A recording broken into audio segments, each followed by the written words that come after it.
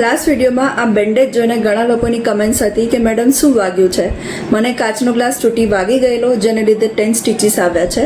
મોટાભાગના લોકોનું એવું કહેવું હોય કે ચોમાસામાં લાગેલા ઘા એ બહુ જલ્દીથી રૂજાતા નથી. રાઈટ, એ વાત બિલકુલ સાચી છે કે ચોમાસામાં ભેજવાળું વાતાવરણ હોવાને કારણે બેક્ટેરિયલ ગ્રોથ વધે અને ઇન્ફેક્શન થવાના ચાન્સીસ પણ વધી જતા હોય છે.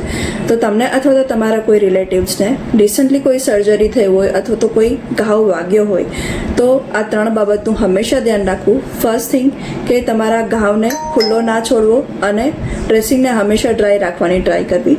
સેકન્ડ થિંગ, તમારા ડાયટમાં સુગરનો ઉપયોગ એકદમ નહિવત કરી દેવો અથવા તો ના કરવો અને વિટામિન સી જેમ કે લીંબુ એ ઉપયોગમાં વધારે લેવું, જેને લીધે તમારી હિલિંગ પ્રોસેસ છે ફાસ્ટ થઈ શકે.